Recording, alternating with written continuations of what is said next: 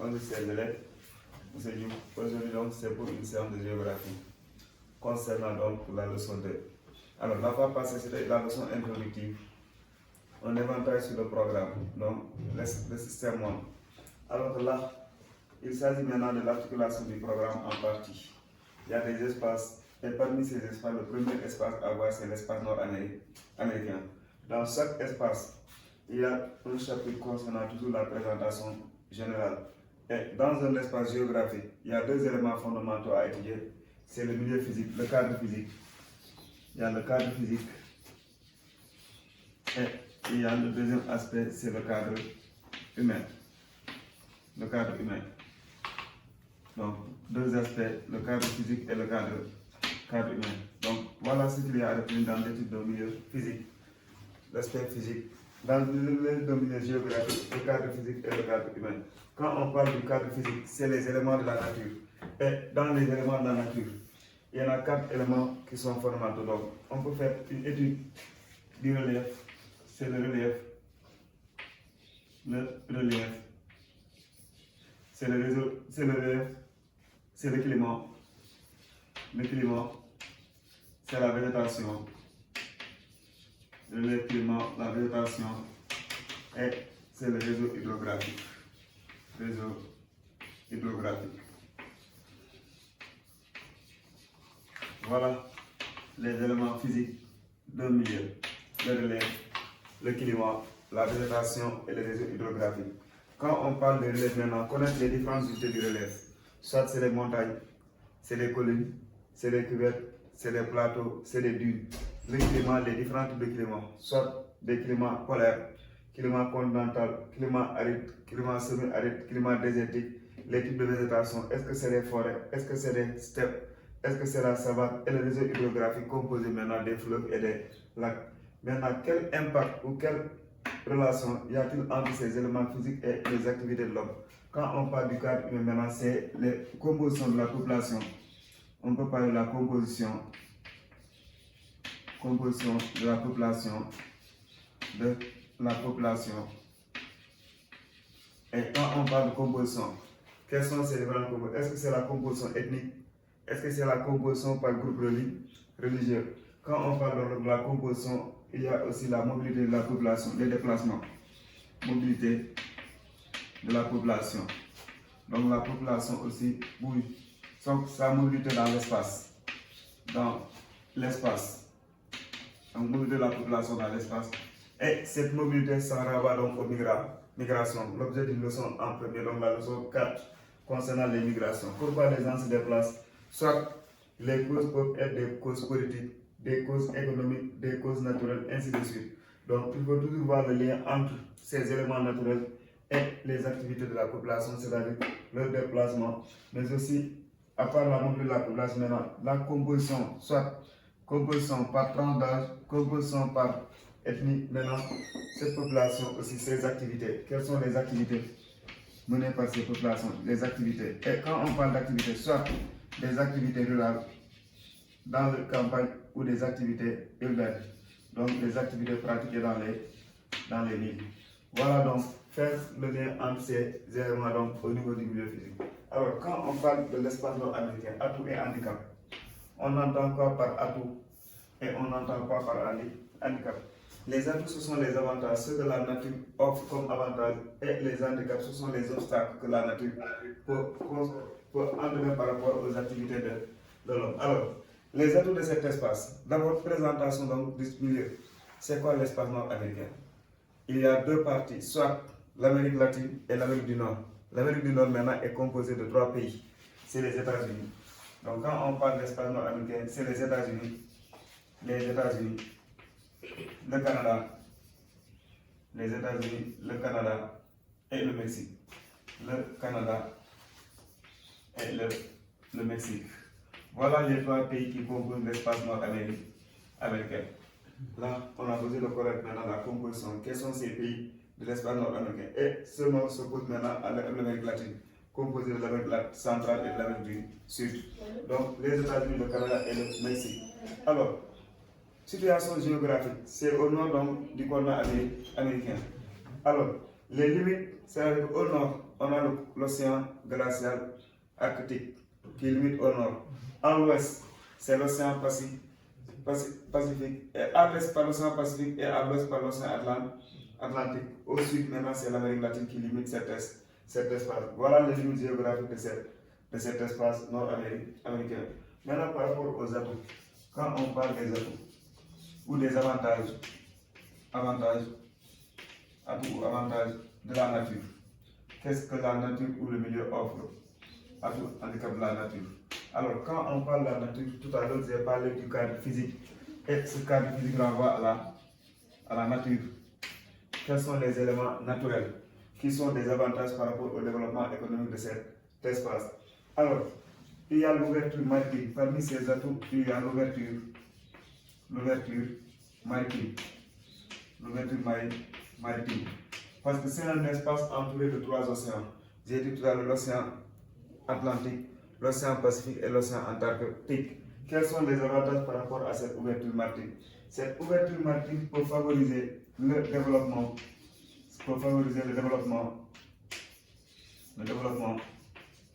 des activités portuaires, le développement donc des activités portuaires. Et comme activité portuaire, ça peut favoriser la pêche, donc les activités de pêche, qui jouent un rôle très important dans l'économie des pays. Donc ça peut favoriser la pêche, ça peut favoriser aussi le développement industriel, le développement de l'industrie, parce que la transformation des produits halieutiques, ça peut favoriser le transport, donc est aussi favorisé par les mers et les océans. Quand on parle du transport maritime, aujourd'hui, dans le monde, l'essentiel des produits ou l'essentiel des marchandises sont transités à travers les mers et les océans par les conteneurs, donc transportés par ces bateaux, d'où le rôle important donc, de ces mers et des océans.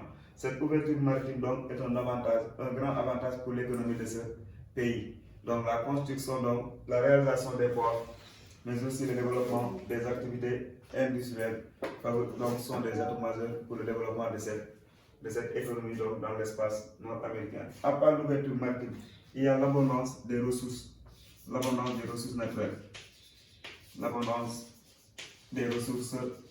naturelles. Alors, quand on parle de ressources naturelles, ce sont soit des ressources du sol ou bien des ressources du sous-sol.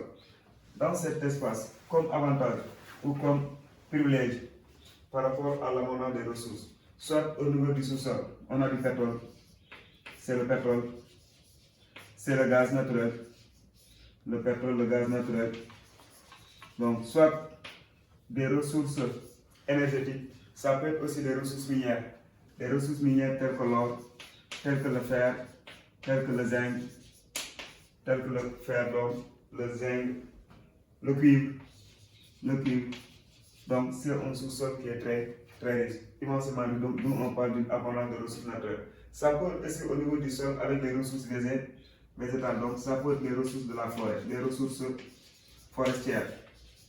Et comme ressources forestières, ça peut être donc favorable au développement des activités industrielles comme matières premières, comme les ressources énergétiques, minières, les ressources forestières aussi pour propulser le développement de l'industrie, donc comme étant des matières premières. Donc ça c'est un avantage.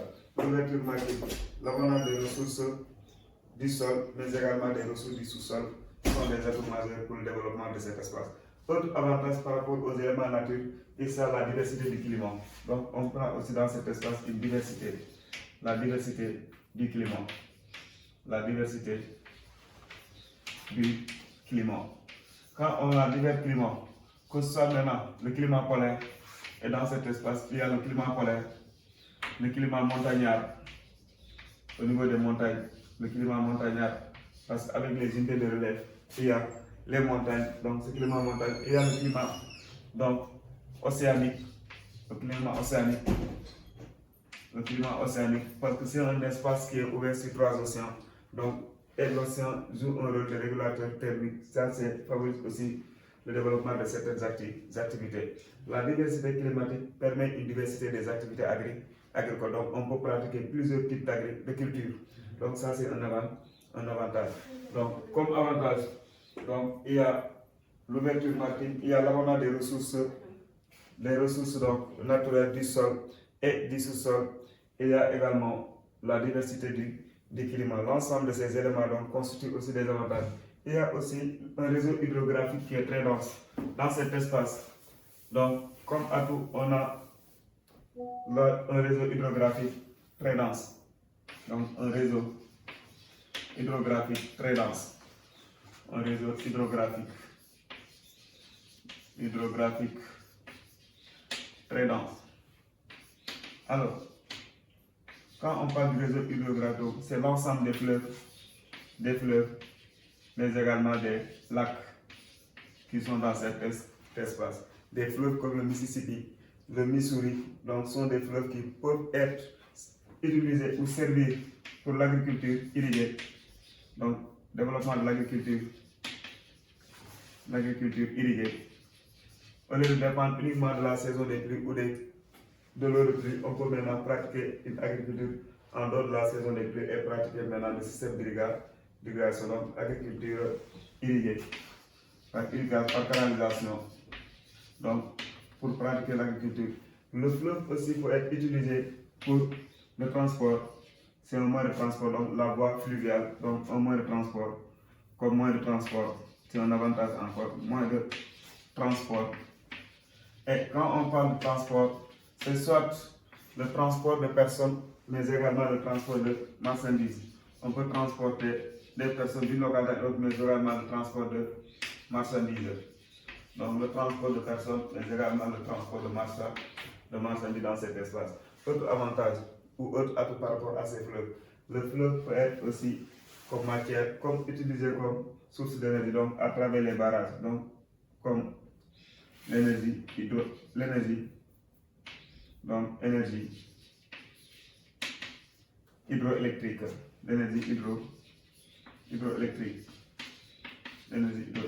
Donc pour la production de courant, on peut installer des barrages hydroélectriques au niveau de ces fleuves. Et donc voilà plusieurs avantages par rapport à ces fleuves.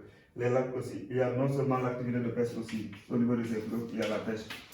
On peut aussi pratiquer la pêche. Donc voilà quelques éléments donc, de la nature où on a des avantages. Si on peut résumer, par rapport aux atouts, il y a avantage par rapport à l'ouverture maritime, les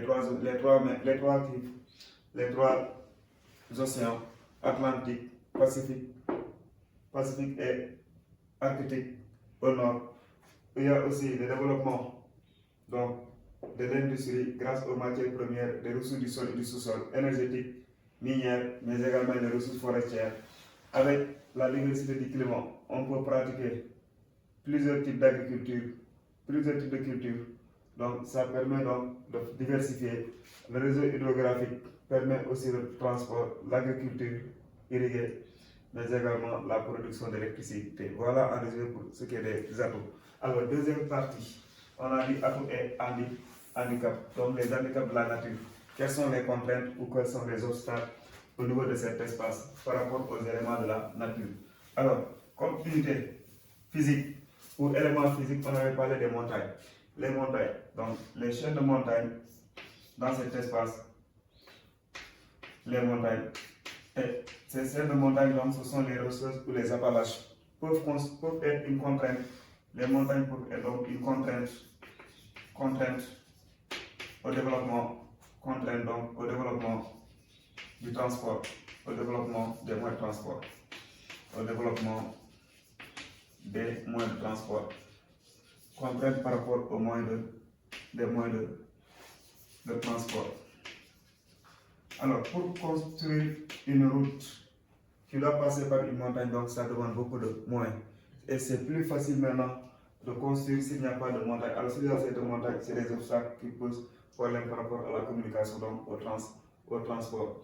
À part donc cette contrainte pour le transport, pour l'agriculture, donc contrainte aussi par rapport à l'espace agricole. Donc c'est plus difficile de cultiver au niveau des montagnes parce que ces pentes, c'est des pentes raides. Donc l'eau va ruisseler, donc ça ne favorise pas donc, le développement de l'agriculture. Donc comme contrainte, problème donc de moyens de transport, mais aussi de l'espace, mais aussi pour l'habitation. Donc pour l'installation, pour l'occupation de l'espace humain, l'occupation de l'espace pour les habitations. Donc l'espace pour les habitations.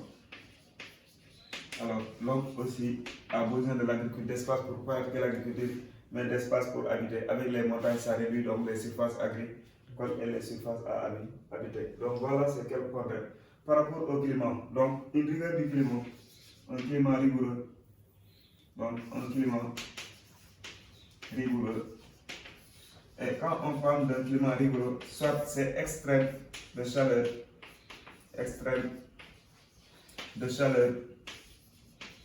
mais également ça peut être extrême de froid,